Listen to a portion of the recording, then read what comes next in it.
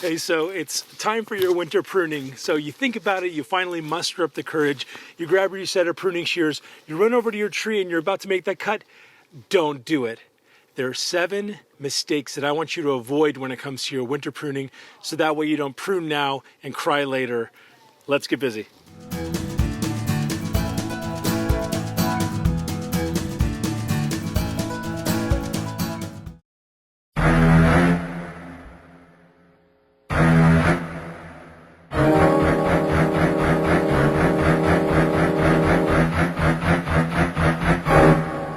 Okay, so pruning is one of those things that it sounds like only the experts are ever talking about doing. If you're the average person, you're thinking, prune a tree? Go cut something off of my tree that I want to live? Why would I cut part of my tree off? It's like a non-starter. But you know, pruning a tree is different than pruning off an arm or a leg off of a person. You know, we think, well, I'm gonna make this cut, and then all of a sudden that branch is gone, and what's the tree gonna think? And it seems so severe and so final.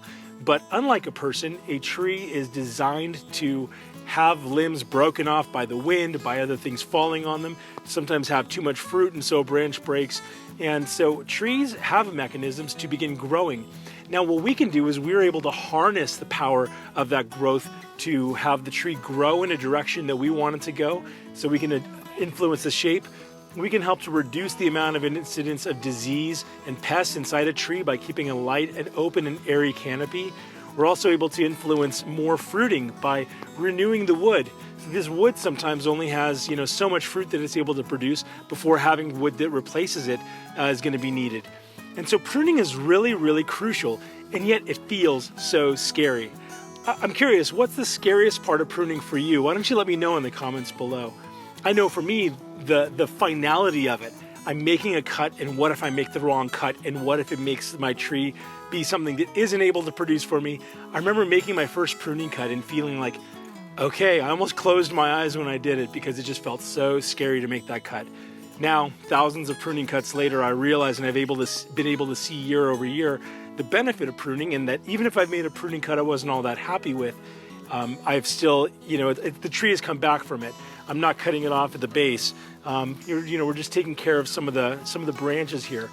So in this video, I want to walk through 7 mistakes that I want you to avoid when it comes to doing your winter pruning of your fruit trees. But first, I'm going to talk about the 5 D's of winter pruning. So winter pruning, as opposed to summer pruning where there's tons of foliage, tons of leaves, where you can't see what's going on, winter pruning allows you to be a lot more detailed. You can actually see everything here. And so when we're doing winter pruning, we want to be sure that aside from any of the shape cuts that we're making to open up stuff in the middle, we also want to pay attention to the 5 D's. So we want to remove any wood that is dead, that's dying, that is diseased, that is deformed, or that's damaged. All of those things are areas where pests and disease are able to enter the tree, and so we want to remove anything like that. Obviously, dead and dying is pretty straightforward. Diseased, if you're seeing some sort of oozing or some sort of other thing go on, then that's that. Deformed is if the thing's going crooked or really aiming in a direction that you don't want it to. I would consider that to be deformed because it's not going in a way that you want it to. And then damaged, if you've got damaged wood, if there's a branch that has damage to it, that branch is likely not going to produce well for you. So generally want to cut that off, in addition to it being a site where diseases can come in. Okay, let's jump to our 7 mistakes you should avoid.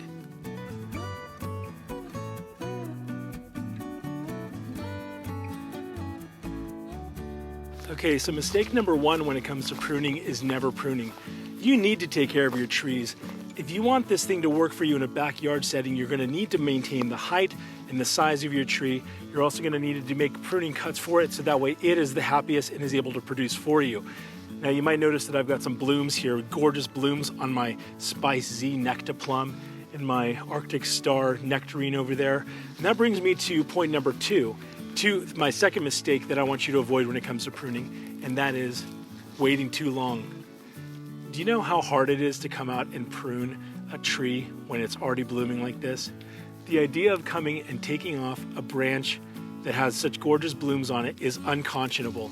And so in addition to the idea that it obscures your ability to see what's going on in the tree as easily, you also are just psychologically going to have such a difficult time making any of those pruning cuts. So on these two trees, I waited way too long. They're already solidly blooming. Now, cheater, I already pruned that Arctic Star over there. But this spicy nectarplum, I better get on this before I can't bring myself to it. All right, let's go look at the third thing you want to avoid when it comes to winter pruning. Okay, so the third thing, mistake you want to avoid when you're doing winter pruning is to come to a tree like this and just go and give it a haircut all the way around. Sometimes it's easy to just go and because you're scared about cutting off a branch, you go around and you just cut off and create a whole haircut. So it ends up being just kind of a round ball of twigs that's very, very dense, that's got tons of stuff growing on in the middle of it. But what you want to do instead of that, you want to make strategic cuts. You want to open up the center of the canopy. So all of these things, as you see in the middle here, that are just totally growing up in the center, all of that stuff needs to come out. Trees are going to do best and avoid pests and diseases when they've got a good quality of airflow going through and good quality sunlight able to make its way into the canopy. And so when we're making our cuts, doesn't mean you can't shorten these other branches, but you want to make what are called thinning cuts.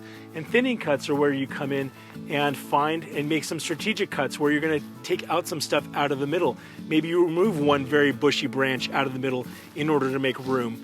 You know, there's a saying that says you should have maybe 4 to 6 inches between any other branch touching another branch. So as an easy rule of thumb, that gives you an idea of how much space you're looking for.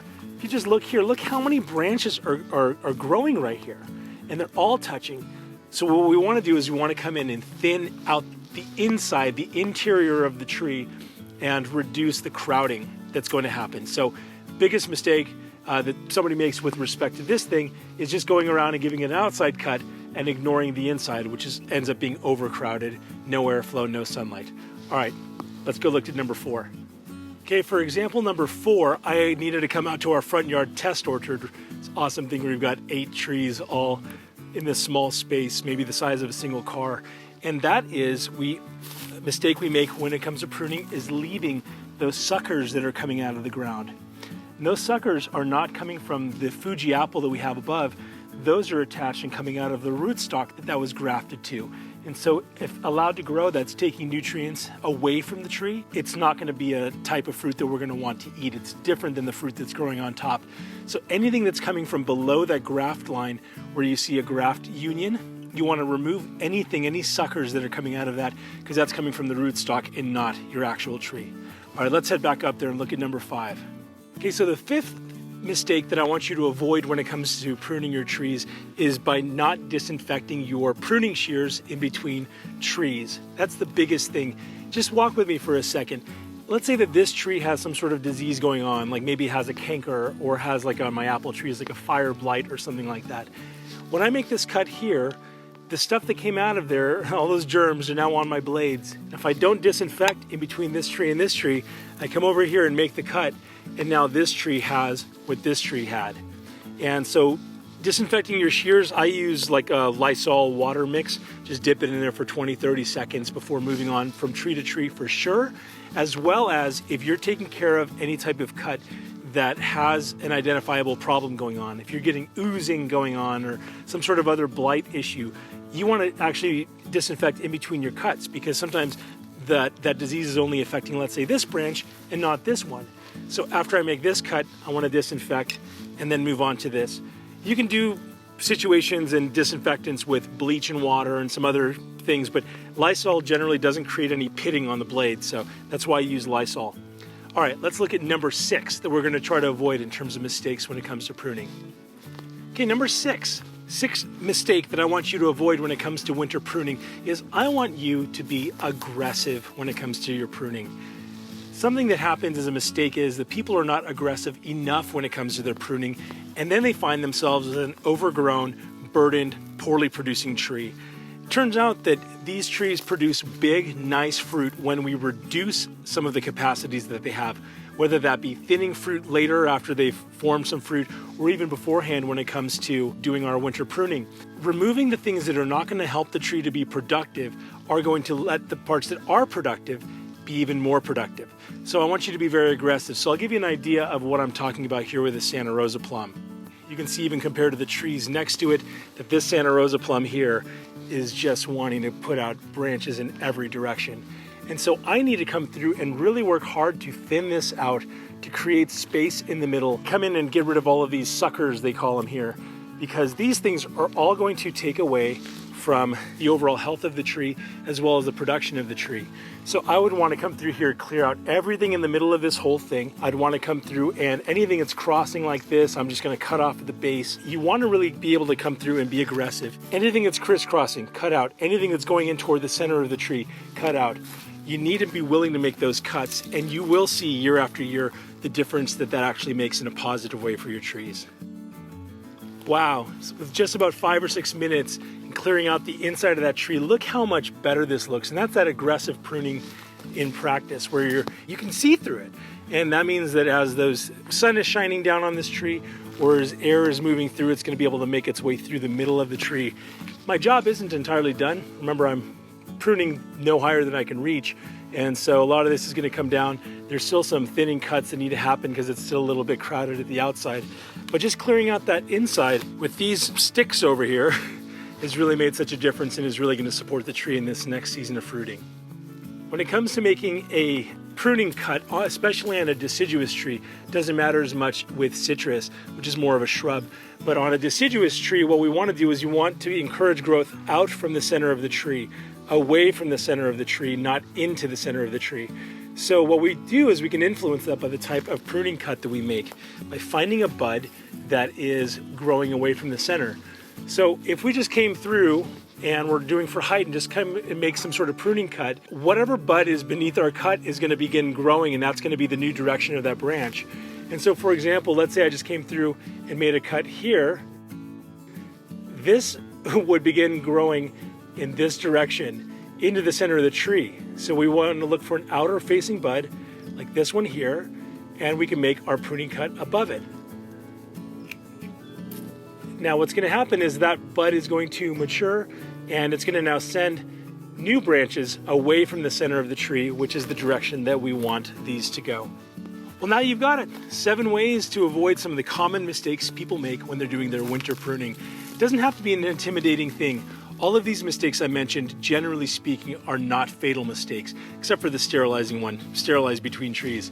But outside of that, if you mess something like that up and you don't prune as aggressively, you'll know, and then you'll have to just go prune that much more aggressively the next year.